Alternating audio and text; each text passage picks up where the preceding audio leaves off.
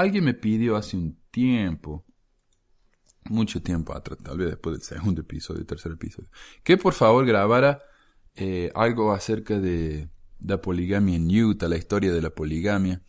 Y la verdad es que el tema de la poligamia es largo, es una historia, hay libros y libros acerca del tema, y es difícil, ¿no? En un programa hablar de todo eso, pero he, he encontrado 3 artículos más o menos breves que nos dan una idea, perdón, del tema de este. Y esto viene a causa de que en Utah, después de que la iglesia renunció a la poligamia, más que nada porque quería ser parte de los Estados Unidos, y los Estados Unidos dijeron, hasta que usted no renuncie a la poligamia no lo vamos a permitir que sean un estado. Y la iglesia no solamente renunció a la poligamia, sino que hizo que fuera ilegal que nadie, aunque no fueran miembros o no, que nadie practicara la poligamia en Utah. O sea, fueron de un extremo al otro.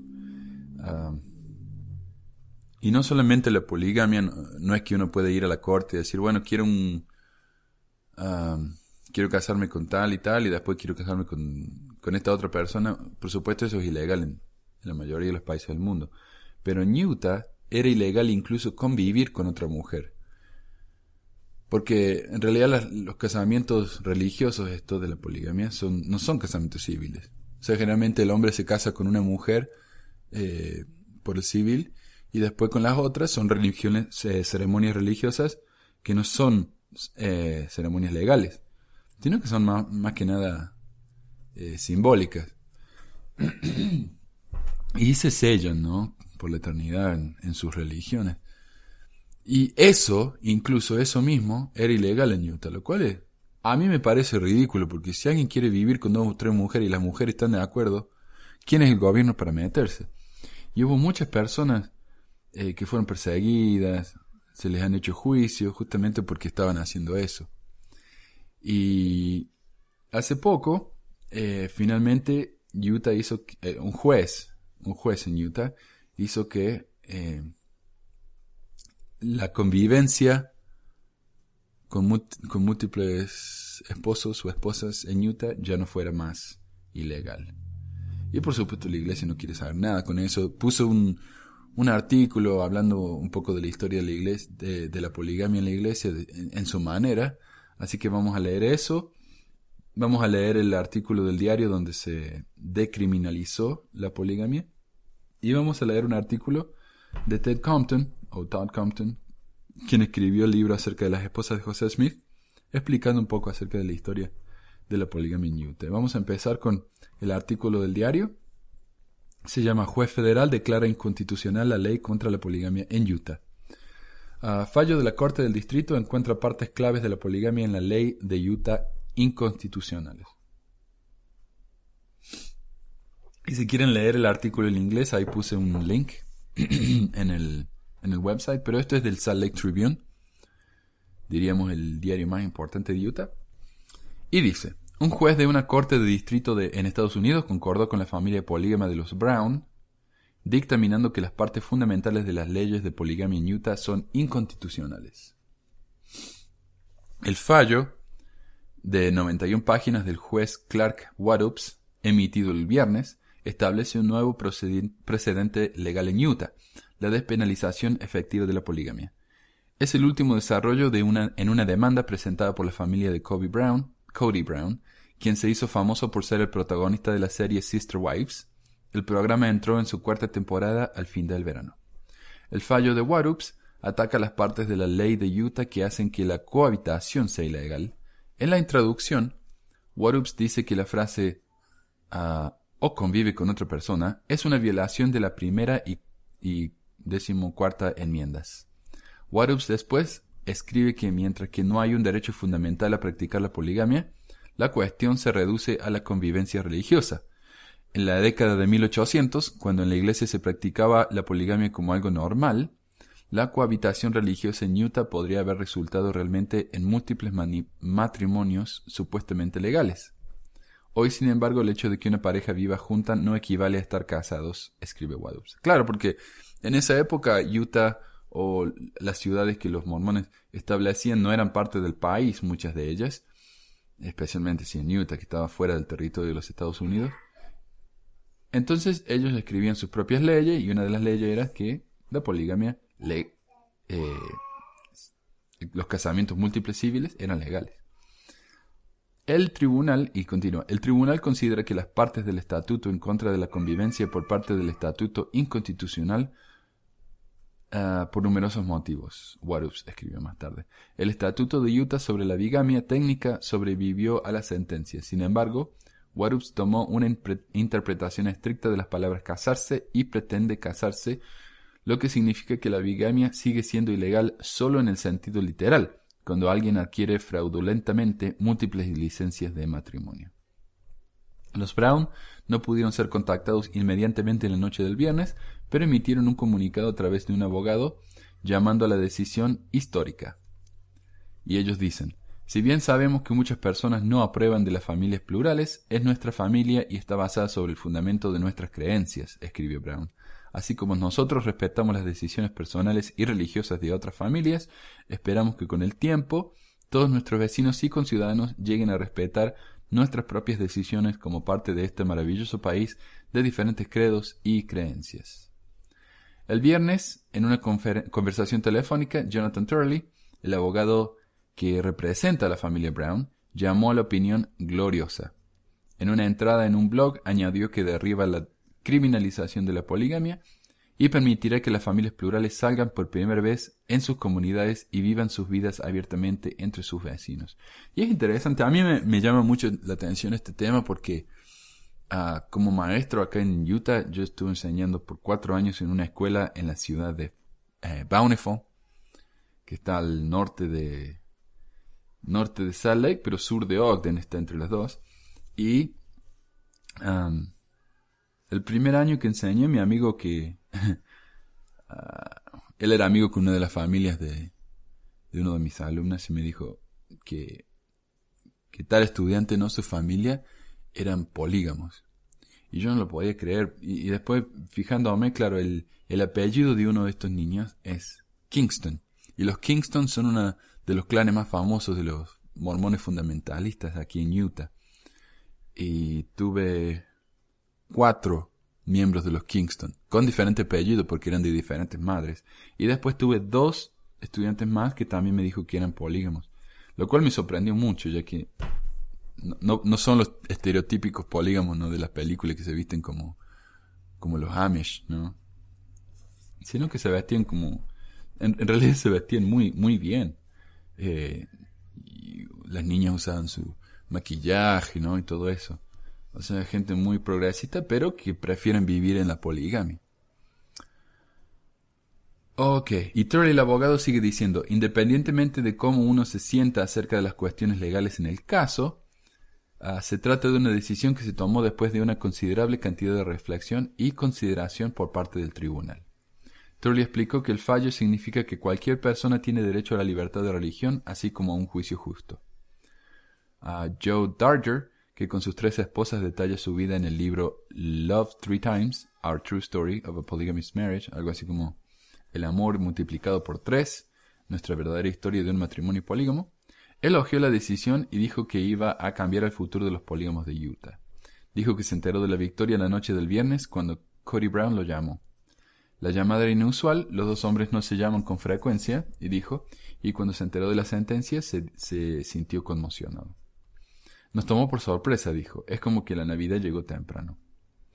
Darger añadió que su hijo número 25, una niña que nació el 10 de diciembre, se enfrentará a un futuro totalmente diferente como consecuencia del fallo. Los Brown presentaron su demanda en julio déjenme empezar de nuevo. Los Brown presentaron su demanda en julio del 2011, argumentando que la ley de Utah violaba su derecho a la privacidad. El argumento de la familia se basó principalmente en la decisión de la Corte Suprema de los Estados Unidos del 2003, la cual dio fin a la ley que prohíbe la sodomía en Texas, es decir, era ilegal ser gay en Texas en el 2003, pues, si pueden creer eso. La cual dio fin a la ley que prohíbe la sodomía en Texas, la cual fue celebrada por los defensores de los derechos de los homosexuales. Y todo esto dio lugar, ¿no?, a este progreso de la ley. Acá en Utah, por ejemplo, el matrimonio gay se hizo legal hace un poquito, hace como un mes, pero el gobernador y la legislatura hicieron juicio y el Estado tuvo, el gobierno federal tuvo que detener todo, ¿no? Hasta que se decidiera a nivel del Tribunal Federal si el matrimonio en Utah es legal o no. Pero todo ese movimiento de los derechos civiles, ¿no? de otros grupos dio lugar a que el tema de la poligamia se viera de una manera diferente, y en el sentido de que si uno quiere participar en un grupo de una cierta manera, ya sea polígamo, homosexual, lo que fuera, y no lastima a nadie, entonces se piensa que ellos tienen derecho a hacer eso. En ese momento, el fiscal general de Utah, Mark Scheffler, respondió que la ley bígama es diferente porque se trata de familias enteras, no solo de adultos que consienten. La demanda también se produjo en un momento en que la familia Brown se enfrentó a un posible juicio por parte del condado de Utah. Ahí es donde está Provo. Sin embargo, casi un año después de que los Brown presentaran su demanda, el fiscal de distrito del condado de Utah, Jeff Buchman, anunció que su oficina no presentaría cargos de bigamia contra cualquier polígamo adulto con consentimiento a menos que estuviera involucrado en violencia, abuso o fraude. Y hay grupos, todavía grupos en Colorado, Nevada, ¿no? Que viven alejados de la ciudad, donde obligan a las niñas jóvenes a casarse con hombres mayores. Pero eso no sucede aquí en la ciudad. Los polígamos que viven acá en Utah son muy diferentes. Y generalmente es solo una cuestión de adultos casando entre sí. Entonces no hay una cuestión de obligación, de abuso. Ok, continúa diciendo, durante los argumentos en enero sobre el juicio, ambas partes participaron en un intercambio conversacional y en partes en un intercambio agitado con Warups. Durante gran parte de la audiencia, Warups se enfocó en la definición de una relación polígama. Posando una pregunta hipotética, preguntó cuál es la diferencia entre una relación polígama y un hombre soltero que decide tener relaciones íntimas con 3 mujeres. Después de una serie de intercambios cada vez más acalorados, el procurador general asistente de Utah, Gerald Jensen, respondió que una relación polígama es diferente ya que se define por involucrar a personas que se representan a sí mismos como casados. Creo que esa es la imagen que representa al mundo, dijo Jensen. Warups también cuestionó a Turley, al abogado. Durante esa conversación, Turley argumentó que Utah tiene un estatuto de bigamia único, ya que hace que sea ilegal que personas casadas puedan cohabitar con otros adultos que no son cónyuges legales. Otros estados se concentran en múltiples licencias de matrimonio, dijo.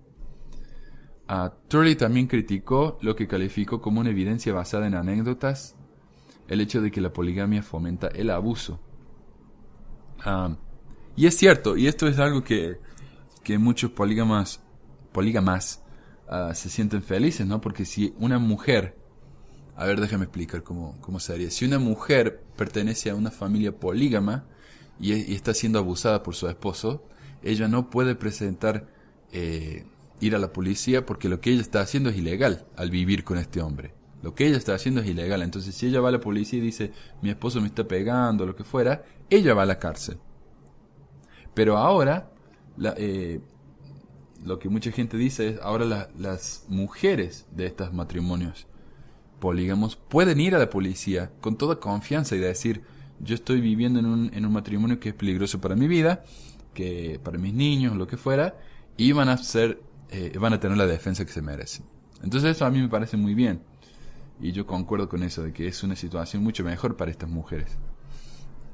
Ok, pasaron meses después de la audiencia sin que hubiera ningún tipo de avance, aunque muchos especularon que Warups estaba esperando los fallos de la Corte Suprema de los Estados Unidos sobre el matrimonio gay antes de tomar una decisión. Sin embargo, esas resoluciones se hicieron presentes en junio y las demandas de los Brown siguió sin resolverse. Turley añadió el viernes que los abusos contra los cónyuges e hijos en las relaciones monógamas y polígamas continuarán siendo procesados. Según Darger, quien ha presionado a favor de la poligamia en el pasado, el siguiente paso se centrará en la igualdad, la educación y superar la intolerancia. Sin embargo, ahora que la poligamia fue despenalizada, no se anticipa un impulso para dar un paso más y legalizar los matrimonios plurales. Darger dijo, que otras causas consumirán su energía en el futuro y que él y otros polígamos preferirían que el gobierno tuviera una menor participación en sus vidas. Y a mí me parece bien que el gobierno se meta cuando se trata de defender la vida de la gente, ¿no? Si alguien está siendo abusado por alguien en el trabajo, o si algún jefe se aprovecha.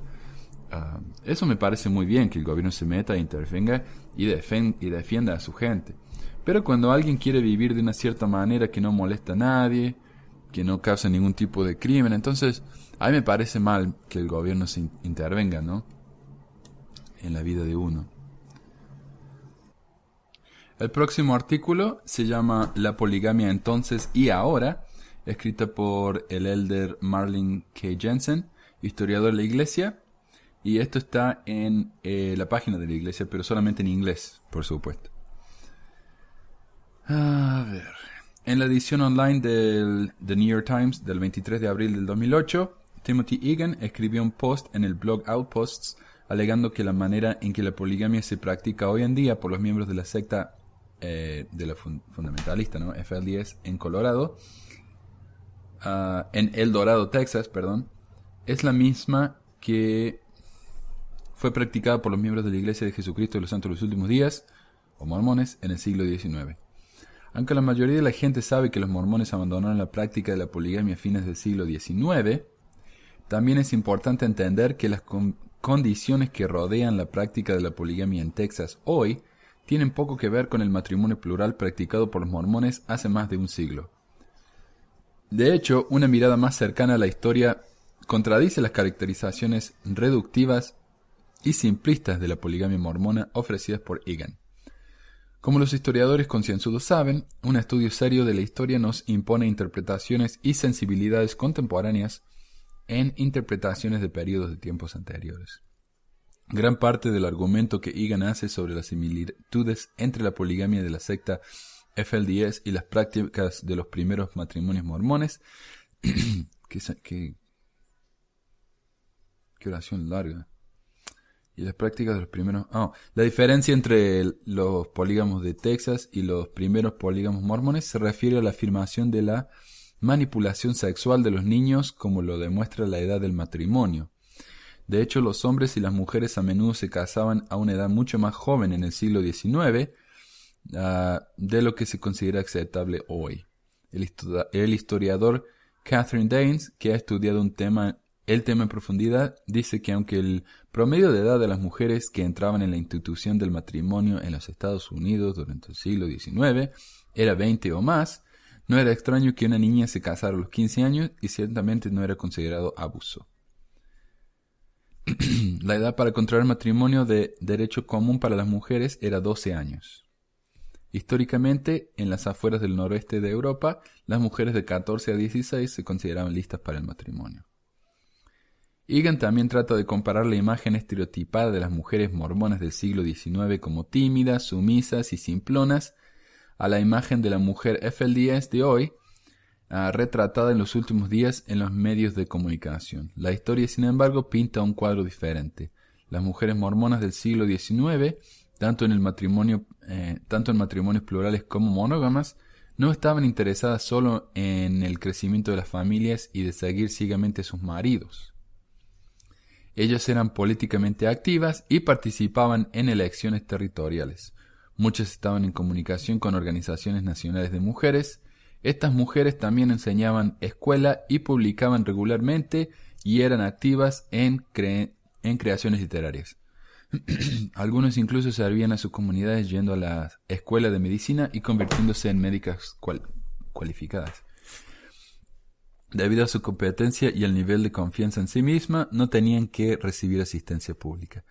Y esto en parte es cierto. Muchas de las mujeres mormonas del siglo XIX, y hemos hablado de algunas de ellas. Por ejemplo, cuando hablamos de Zina Huntington, dijimos que ella fue la primera doctora en Utah, y ella fue a una universidad al este ahí para estudiar medicina y se convirtió en doctora. Y muchas de estas mujeres, Zina Huntington, por ejemplo, fue la tercera presidenta de la Sociedad de Socorro. Ellos tenían su propia revista llamada la Sociedad de Socorro, que que hoy en día la revista esa está publicada por la iglesia. O sea, por hombres. Pero en esa época, la revista de la Sociedad de Socorro estaba escrita, editada, publicada totalmente por mujeres. Y el hecho de que estas mujeres tenían que vivir entre ellas, porque más que nada porque a veces los esposos no las podían mantener, entonces las mujeres tenían que trabajar, ayudarse entre ellas, mientras una cuidaba a los chicos, la otra iba y salía a trabajar. Entonces sí les dio mucha independencia a estas mujeres. Y hoy en día la situación en Texas yo no sé cómo es, así que no puedo compararla, ¿no? Pero la verdad es que las mujeres en Utah en esa época eran mujeres fuertes, ¿no? Independientes y todo eso. A ver, a diferencia de la práctica contemporánea de la poligamia en El Dorado, Texas, el matrimonio plural del siglo XIX entre los miembros de la Iglesia de Jesucristo de los Santos de los Últimos Días no estaba controlado por la autoridad arbitraria de un solo individuo. Por el contrario, las decisiones relacionadas con el matrimonio fueron resueltas por la consideración de los sentimientos de todos los interesados. Por otra parte, el consentimiento de las mujeres individuales siempre fue considerado en cualquier propuesta de matrimonio, es decir, la mujer podía decir que no, si no quería. Aunque había algo de presión social y cultural, no era determinante. Sí, por ejemplo, José Smith decía, anoche me visitó un ángel y dijo que si usted no se case conmigo, yo me voy a ir al infierno. Entonces las mujeres, claro, decían, ¿cómo puede ser que el profeta se vaya a ir al infierno por culpa mía? Me tengo que casar con él. Algunas mujeres dijeron, este tipo me está tratando de engañar, yo no quiero saber nada con esto, él no es un profeta, y se iban y desaparecían. Pero existía ese tipo de presión, pero nadie le ponía un arma en la cabeza y decía, te tenés que casar. Eso no. Tanto los hombres como las mujeres eran libres de rechazar ofertas de matrimonio que encontraban inaceptables. Brigham Young no organizó matrimonios a menos que se le pidiera y concedió divorcios sin problemas. Y eso es cierto también. Lejos de las concepciones erróneas de la servidumbre de por vida para el poder absoluto del patriarcado, este sistema de divorcio no legalista daba a las mujeres una autonomía considerable. De hecho, el divorcio era tan común en esa época, tantas mujeres se cansaban de sus esposos y se querían ir, que el promedio de divorcio en Utah era muchísimo más alto que el promedio nacional. A diferencia del aislamiento confinado de grupos polígamos de hoy, incluyendo los FLDS, la cultura mormona en el siglo XIX se caracterizó por un dinamismo en la actividad productiva en diversos campos de la actividad: la educación, la industria, la política, la creación de comunidades, la agricultura y muchas profesiones. Los santos de los últimos días se esforzaron por mantener un buen ritmo con los rápidos cambios de las demandas y de la vida y trataron de abrazar la modernidad en vez de contravenirla. Trataron de sacar provecho de las ideas e innovaciones de la vida moderna mediante el establecimiento de escuelas y universidades de educación superior. En esto siguieron el consejo del profeta José Smith. Uno de los grandes principios fundamentales del mormonismo es recibir la verdad, ya sea que venga de donde venga. Y también es cierto eso. De hecho, Brigham Young, y yo creo que la rama de mormona de Brigham Young fue tan popular hasta que hoy es obviamente la rama más grande mormona en el mundo. Y es porque Brigham Young era muy modernista, ¿no? Él traía las mejores máquinas, la tecnología que existía en el país para crecer plantas, hacer producción, fabricar cosas. Y fue gracias a esa independencia económica de Utah que la iglesia aún persiste. El matrimonio en la iglesia, continúa este artículo, el matrimonio en la iglesia de Jesucristo de los Santos es sagrada y ordenada por Dios. La familia es la unidad social básica en esta vida y en la venidera. La salud social, emocional y espiritual de todos los miembros de la familia era en el siglo XIX y es hoy la principal ocupación de todo padre y madre santo de los últimos días. La comparación despreocupada del señor Egan de las prácticas polígamas de los FLDS con la de los santos de los últimos días del siglo XIX es históricamente sin apoyo y simplemente errónea. Por implicación, también impugna injustamente la integridad de todos los matrimonios y las familias santos de los últimos días, las instituciones que consideran más preciadas. Entonces no habla mucho de la historia de la poligamia, ese artículo simplemente dice que es cierto que la poligamia existía, pero que las mujeres eran independientes y fuertes y todo eso. Lo cual es cierto, pero deja de lado muchas cosas que también son ciertas y que son mucho más tristes, uno diría, ¿no? Pero de nuevo, si ustedes escuchan los artículos, los episodios que hemos grabado acerca de la poligamia y las esposas de José Smith, se dan cuenta, ¿no?, de qué tan triste era la vida para estas mujeres en muchos de los casos, o la mayoría de los casos, podríamos decir. Y finalmente, el cuarto artículo se llama 4 periodos de la poligamia mormona por Todd Compton. Y pongo el link al artículo en inglés, que es de Signature Books, ahí en el website. Y Compton dice: el mormonismo, al igual que muchas iglesias protestantes, comenzó como un movimiento restauracionista, lo cual quiere decir que se dedicó a la restauración de todo en la Biblia. José Smith, hijo, el profeta fundador del mormonismo, se sintió especialmente familiarizado con el Antiguo Testamento, por lo que creía que su misión era la de restaurar las tradiciones del Nuevo como del Viejo Testamento, tales como la autoridad de los profetas, los rituales del templo y la antigua costumbre semítica del matrimonio plural. Orígenes en el Medio Oeste, sería de los Estados Unidos. Según Mosiah Hancock, cuyo padre Levi, al parecer, realizó un matrimonio plural para el profeta mormón. El primero de estas uniones se produjo en Ohio en 1833, cuando José se casó con quien tenía 16 años de edad, Fanny Alger. El próximo matrimonio o sellamiento de Smith, según la terminología mormona, puede haber ocurrido en 1838 en Missouri, pero la gran mayoría de sus 33 matrimonios que están bien documentados, un poco más o menos, unos poco más, unos poco menos, ya que los registros formales no siempre se mantuvieron, ocurrieron en Nauvoo, Illinois, entre los años 1841 y 1844. Allí combinó la poligamia bíblica restauracionista con la idea de que uno podía ganar un estatus más alto en la próxima vida basado en la cantidad de mujeres y descendencia en esta vida. Claro, entonces mientras uno más esposas tenía y más hijos, más la oportunidad de irse al cielo, que para mí no tiene razón, no tiene sentido, porque yo con un hijo ya estoy a punto de irme al infierno, imagínense con 20, 30. Esto dio lugar a la justificación religiosa para las grandes poligamias plurales más adelante en el mormonismo. Por lo tanto, la poligamia llamada matrimonio celestial o matrimonio patriarcal, recibiendo su nombre de los patriarcas polígamos en el Antiguo Testamento como Abraham y Jacob, fue aceptado como necesario para recibir la exaltación, la salvación más alta en el reino mormón. Hoy en día, los mormones generalmente aceptan que el matrimonio monógamo eterno es suficiente para la exaltación, pero todavía se acepta que también habrá poligamia en el cielo. Y técnicamente la poligamia todavía existe. Piensen, por ejemplo, cualquier hombre en la iglesia que es viudo y que sea sellado en el templo, puede sellarse con otra mujer en el templo. Lo cual quiere decir que cuando vaya a la próxima vida, él va a tener a sus 2, 3 o lo que fuera, esposas con él. O sea, técnicamente el hombre es polígamo. A ver. José Smith también experimentó con la poliandría. La poliandría es casarse con una mujer que ya tiene un esposo. O sea, es el opuesto de la poligamia. Poligamia es casarse con un hombre que se casa con varias mujeres. Poliandra es una mujer que se casa con varios hombres. Entonces José Smith practicó la poliandría, ya que se casó con 11 mujeres que ya estaban casadas civilmente con otros hombres. Y yo sé que Todd Compton dice 11, pero en realidad leí hace poco un artículo de FAIR, que es el artículo, que es el grupo que defiende la iglesia, y en este artículo ellos admitieron que José Smith se casó con 14 mujeres que estaban casadas con otros hombres.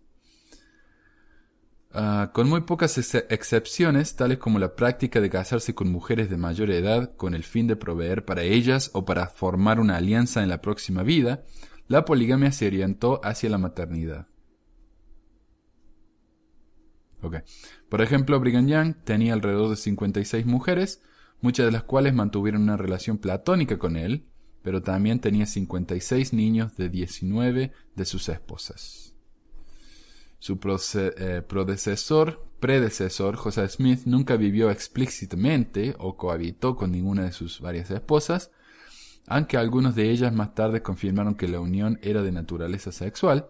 Cuando Joseph Smith introdujo la poligamia como una necesidad religiosa a sus seguidores más cercanos, algunos lo vieron con horror puritano, mientras que otros lo aceptaron y pronto adquirieron grandes familias plurales. Yo sé que el mismo Parley P. Pratt estaba asqueado con la idea de ser un polígamo. Incluso Brigham Young mismo no quería saber nada con la poligamia, le pareció que era horrorífico. Sin embargo, los dos, Pratt y Young, tomaron esposas plurales, y Young sabemos que fue probablemente el que más esposas tuvo en la historia del mormonismo. La práctica en Utah. Durante la vida de Smith, la poligamia en Nauvoo y en otros lugares se mantuvo en secreto ya que era ilegal. Sin embargo, después de la muerte de Smith, durante el éxito mormón de Utah y en la frontera de Utah, la era del matrimonio plural abierto comenzó y los mormones experimentaron los aspectos prácticos de la vida cotidiana en las grandes familias plurales. Los resultados fueron diferentes. Uno encuentra muchas historias inspiradoras de mujeres y hombres que lucharon contra grandes retos para mantener la antigua costumbre semítica en la antigua moderna. Por otro lado, hay historias de maridos polígamos dando mayor atención y asistencia financiera a las mujeres favoritas, mientras que las esposas desfavorecidas las pasaron muy mal, sobreviviendo financiera y emocionalmente. Incluso en el mayor de los matrimonios plurales, una mujer solo tenía acceso limitado al tiempo, a los recursos y a la atención emocional de su marido. Imagínese Brigham Young, que no solamente era el profeta, el presidente de la iglesia, sino que era el gobernador de Deseret. Y encima de todo eso, él tenía que estar hablando con gente todo el tiempo, de líderes de la iglesia, líderes políticos, gente de todo el país que venían a verlo. Y encima de eso, satisfacer o prestarle atención a 56 esposas. No hay forma, ¿no? Entonces muchas de esas esposas eran prácticamente abandonadas. Para compensar, las esposas plurales a menudo desarrollan relaciones cercanas con sus hijos para compensar por los maridos que estaban a menudo distantes. A pesar de estos problemas, la poligamia era considerada casi como una revelación más elevada y central que recibió Joseph Smith y un requisito previo necesario para la salvación completa. Bueno, quiero aclarar que cuando digo que tenían una relación con los hijos, es una relación emocional, no sexual ni nada de eso.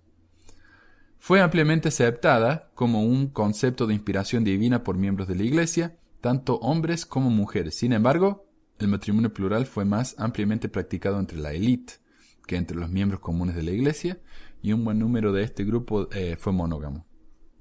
Un mito sobre la poligamia mormona era que solo alrededor 2 o 3% de la membresía de la iglesia nunca practicó la poligamia. En realidad, algo así como el 20 o 30% de los santos de los últimos días practicaron la poligamia, dependiendo del método estadístico que uno emplee.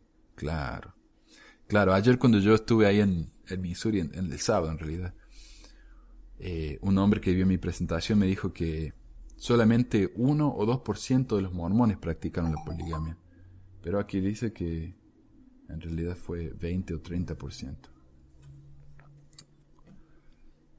Mientras que los motivos para practicar la poligamia eran principalmente religiosos, también se permitieron objetivos paralelos. A veces dos prominentes líderes mormones cimentaban su amistad cuando uno le daba la hija al otro. La poligamia permitía este tipo de alianzas dinásticas en un grado mayor que en la monogamia. A veces los hombres polígamos se casaron con viudas o mujeres solteras para proveerles económicamente. A veces posibles hombres y esposas plurales sentían una fuerte atracción espiritual o emocional. Un mito persiste de la poligamia era que fue practicada por viejos libidinosos que obligaron a mujeres jóvenes indefensas a que formaran parte de sus harenes, un estereotipo que fue muy apreciado por los propagandistas antimormones y por las novelas baratas del oeste de la época. Aunque sin duda había maridos abusivos y muchos hombres de edad avanzada efectivamente se unían a mujeres más jóvenes, una tradición que comienza con el matrimonio de Joseph Smith y Ellen Mar Whitney en Nauvoo, quien tenía en esa época 14 años de edad. La mayoría de los mormones practicaron el principio a causa de su idealismo y vieron a la sexualidad casi desde una perspectiva puritana, aunque tener hijos era, de hecho, alentado activamente. Como ha sido bien documentado, muchas esposas plurales eran mujeres muy inteligentes y capaces. De hecho, este mismo hombre que me dijo ayer que la poligamia era practicada por el 1%, me dijo, y no sé, he escuchado yo esto antes, así que me imagino que es cierto, que muchas mujeres, ellas sentían que la poligamia era un mandamiento y que si sus esposos no se cansaban con muchas mujeres, no podían ir al reino celestial. Y los hombres, a muchos de los hombres no querían cansarse con muchas mujeres. Imagínense, es difícil. No es mucho dinero, mucho trabajo, es una gran inversión de tiempo y todo eso, ¿no? Pero las mujeres sentían que sus esposos no estaban siendo fieles a la ley de la poligamia. Entonces, muchas mujeres iban y se declaraban ellas a otras mujeres para que se casaran con sus maridos. Volvían a casa y le decían a sus maridos, mira, te encontré una esposa con quien necesito que te cases. Si eso es cierto o no, no sé, pero lo he escuchado muchas veces de gente que me dijo que sus abuelos, bisabuelos hacían eso. Próxima sección, la batalla legal y política. Algunos de los visitantes prominentes a la Utah pionera, tales como Richard Burton y Mark Twain, vieron a la poligamia como una curiosidad, con curiosidad respetuosa o con irreverente gracia. Sin embargo, o sea, decían, bueno, esto es lo que ellos creen, está bien, hay que respetar, y algunos simplemente se rieron, como Mark Twain. Sin embargo, hubo reformistas en los estados del oeste que se sorprendieron por su afrenta a las costumbres y valores victorianos en general, con vistas al hecho de que los profetas bíblicos y algunos protestantes anteriores habían practicado la poligamia.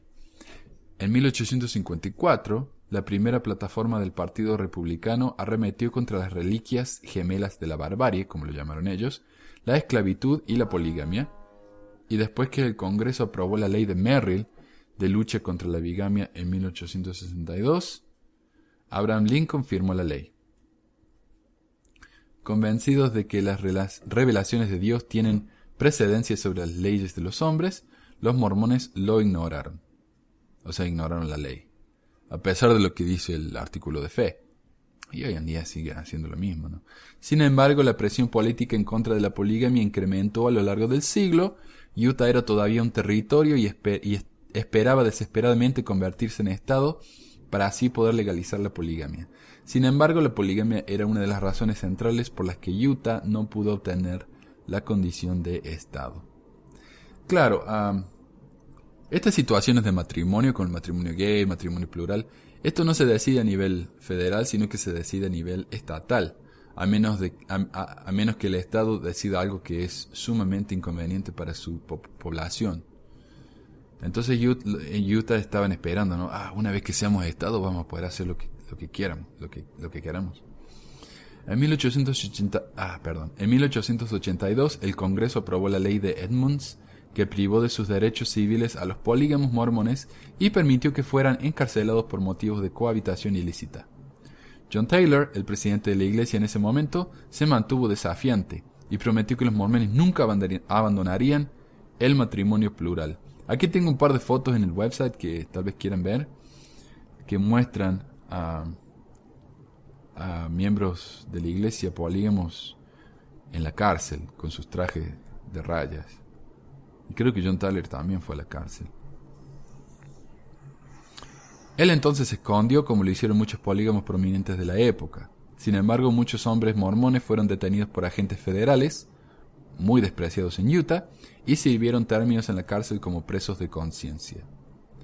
En 1887 el Congreso aprobó el proyecto de la ley de Edmunds y Tucker, que requirió a la iglesia que renunciara a sus propiedades al gobierno federal, incluyendo sus preciados templos.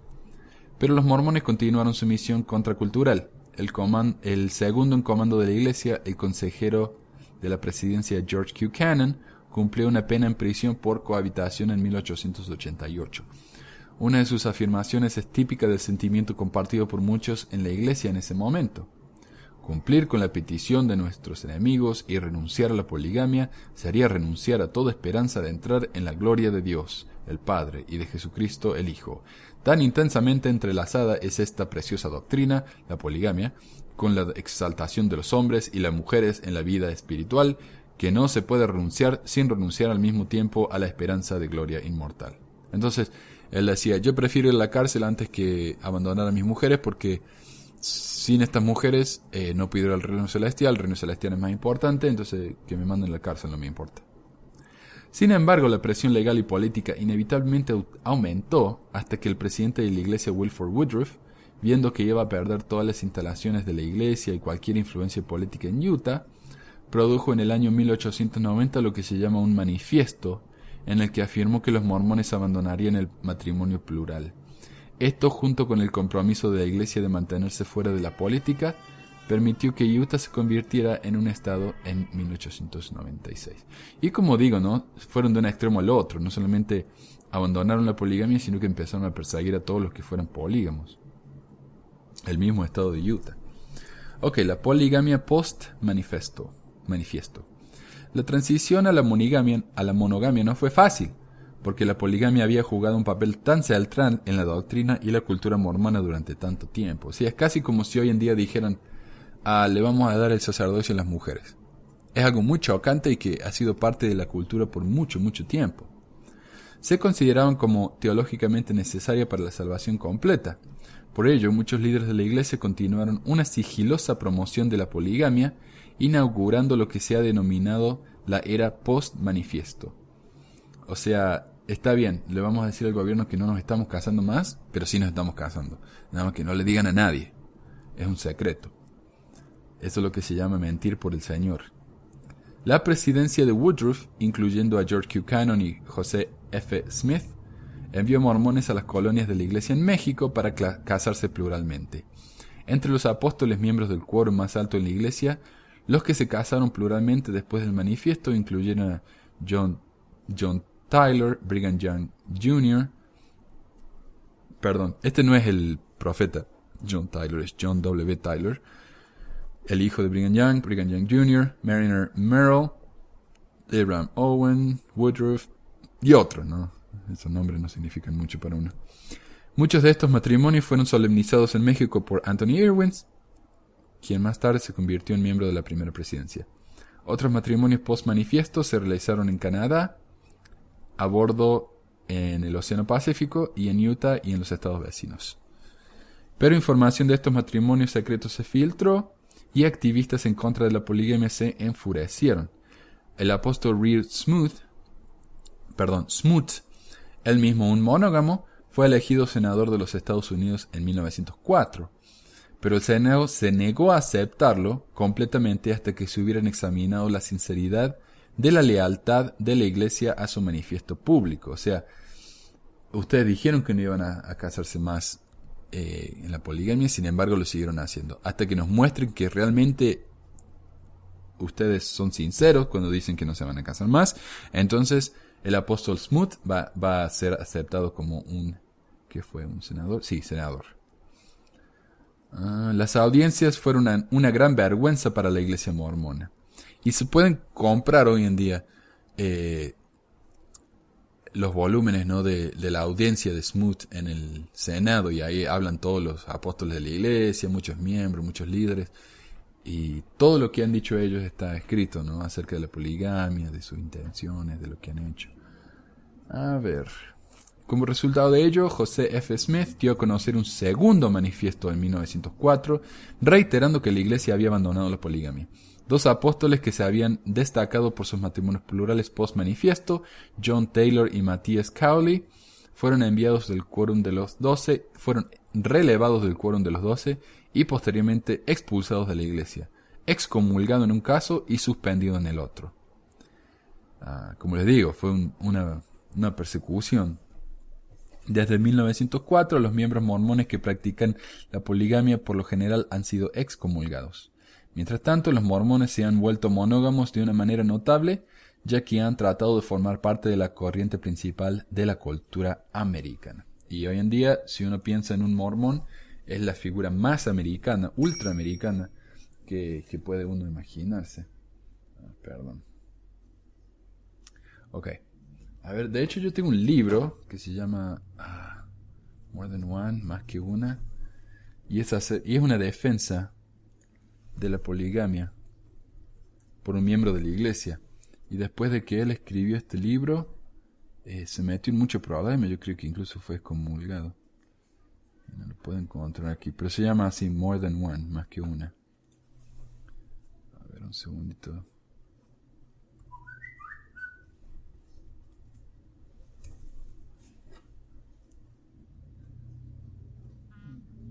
Sí, no la encuentro, pero bueno, sigamos. Esta es la última sección de este artículo, se llama Persistencia Fundamentalista.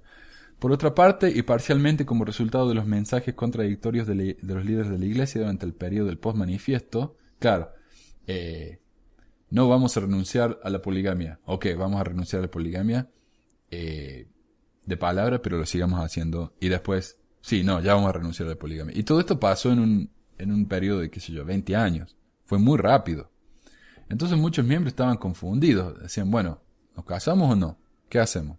Nos han dicho por tanto tiempo que esto es algo esencial para nuestra salvación. Entonces, ¿qué hacemos? Muchos mormones entonces sintieron la necesidad de continuar con el principio, como le llaman, a pesar de que sabían que serían excomulgados de la iglesia como resultado. Ellos remontaron su linaje de autoridad a través de lo que ellos describieron como una transferencia secreta de autoridad efectuada por John Taylor en 1886. La mayoría de los polígamos de hoy en día ven a los presidentes de la iglesia mormona después de Taylor como traidores a la verdadera religión restaurada. Y la mayoría de ellos solamente creen en Joseph Smith y Brigham Young.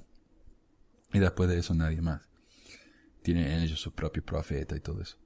En la actualidad se estima que hay entre 30 y 60 mil fundamentalistas polígamos que viven en Utah y en los estados circundantes.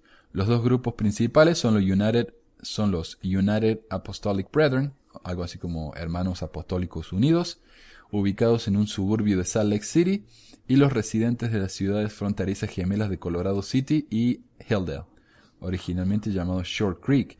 Y el tema de Short Creek es un tema interesantísimo en sí. Tal vez algún día podamos hablar acerca de eso. Y estas ciudades están entre la frontera de Utah y Arizona, conocida como la Iglesia Fundamentalista de Jesucristo de los Santos de los Últimos Días.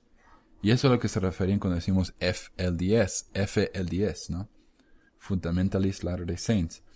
Estos últimos son los más conservadores y separatistas de todos los principales grupos fundamentalistas.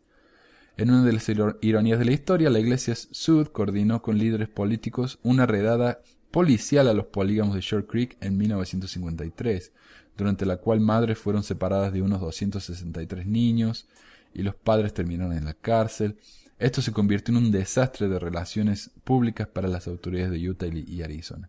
O sea, ven, cuando yo les digo que se fueron al otro extremo, no solamente la Iglesia excomulgó a los mormones que practicaban la poligamia, sino que se unieron con el gobierno federal para hacer una redada y mandarlos a la cárcel. Muchos fundamentalistas siguen practicando la pluralidad matrimonial por razones religiosas e idealistas.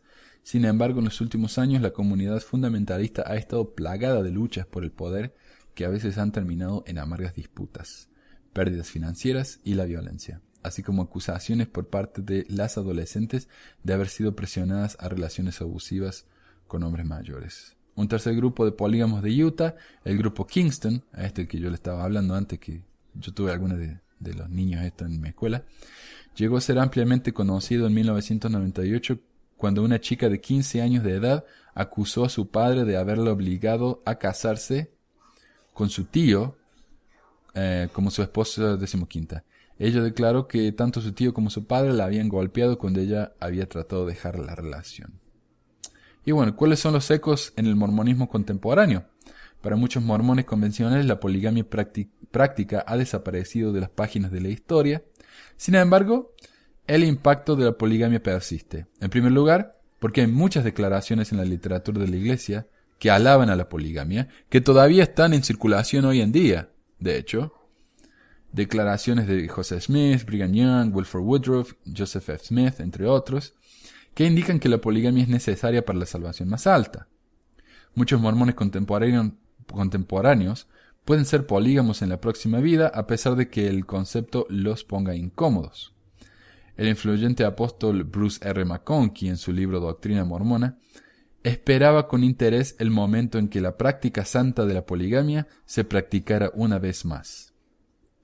Por otra parte, si la esposa de un miembro fiel de la iglesia muere y el hombre vuelve a casarse en el templo, entonces él queda sellado a ambas mujeres por la eternidad. Es lo que estaba hablando antes, ¿no?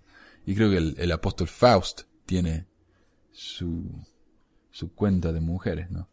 En consecuencia, muchos viudos mormones contemporáneos se consideran a sí mismos como polígamos eternos. Y bueno, entonces ese último artículo fue más como una verdadera historia muy breve de la poligamia en Utah. Tema interesantísimo, ¿no? Que yo les recomiendo que si encuentran, si tienen la habilidad de leer estos temas en inglés, que lo hagan. Y porque traducirlo, la verdad que es muchísimo trabajo. Pero espero que esto les haya servido, ¿no? Para darles una idea de lo que fue la poligamia en Utah y de lo que es hoy en día. Igual. Yo quería aclarar algo que yo escuché, que me imagino que es verdad, ¿no? Que los polígamos, los fundamentalistas, ellos no creen en los profetas de la iglesia, pero ellos reconocen que la iglesia tiene la autoridad del sacerdocio. Y que, por ejemplo, las ceremonias que se hacen en el templo son ceremonias válidas para Dios.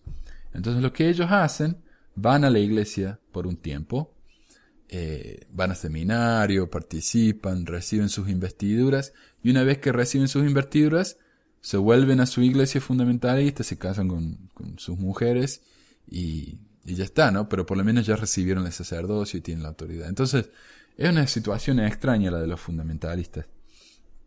Y de hecho ellos pueden elegir a qué grupo quieren pertenecer. Hay muchos grupos fundamentalistas y supuestamente todos son verdaderos, pero uno elige entonces al líder que más le cae bien. Casi como cuando un católico, ¿no? Elige la iglesia con el cura que le gusta más, como hacía mi abuela.